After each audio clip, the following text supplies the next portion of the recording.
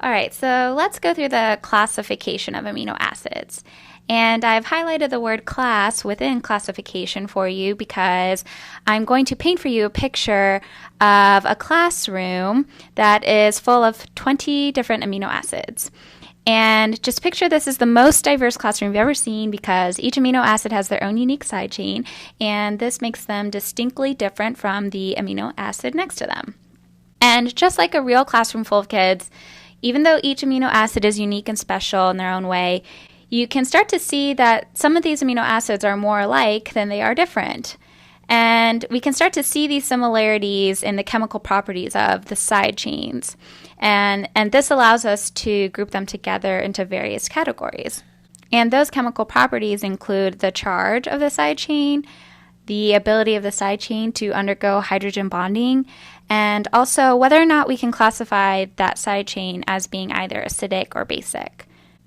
So the 20 amino acids can be split broadly into kind of two main groups. The first group includes the nonpolar amino acids, and then the second group includes the polar ones. And the nonpolar amino acids can also be thought of as the hydrophobic or water-fearing amino acids. And conversely, you have the polar ones. Those can be considered hydrophilic, meaning water-loving.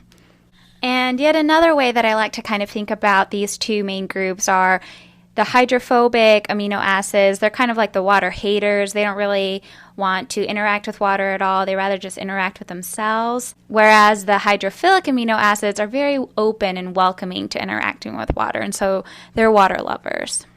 And then within the two groups of nonpolar hydrophobic and polar hydrophilic amino acids, you then have a further breakdown into subgroups. And those subgroups include those amino acids that have alkyl side chains, aromatic side chains, neutral ones, acidic ones, or basic ones. So let's take a closer look at those amino acids that have alkyl groups as side chains. And as you can see here, we have 7 different amino acids, and I've just drawn out the side chain for you. I've left the rest of the molecule out just to fit everything in here. And we have glycine, alanine, valine, methionine, leucine, isoleucine, and proline. And proline is the exception. I've drawn out the entire amino acid there because, as you can see, its side chain forms this interesting ringed structure with the amino group in the backbone of the molecule. So I just included it there for completeness. So all of these side chains are made up of alkyl groups, with the one exception being glycine, because its side chain has only a hydrogen atom in it. But because it behaves similarly to an alkyl chain side group, it gets lumped into this category of amino acids. And whenever you see an amino acid with an alkyl group as its side group, you should be thinking that this amino acid is nonpolar.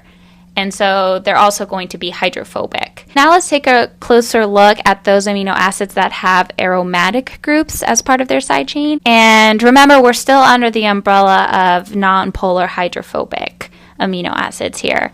And so I've drawn out for you here 2 amino acids, phenylalanine and tryptophan. And what should you be thinking when you're looking at these amino acids? So besides thinking, oh, those amino acids must smell really good because they're called aromatic amino acids. Well, that might be true, but you should also be thinking the same thing that you think when you see amino acids with alkyl groups as their side chains. These amino acids that you see here are also nonpolar and hydrophobic. And you weren't wrong if you thought that aromatic compounds might smell really good, because many of our most aromatic herbs and spices that we're all familiar with, like basil or cinnamon and vanilla, are composed of the same sorts of ring structures that we see here. All right, so now that we've tackled the nonpolar hydrophobic amino acids, let's dive on into the polar and hydrophilic amino acids. The first group that we will look at is the neutral group. Here we have serine, threonine, asparagine, glutamine, cysteine, and tyrosine.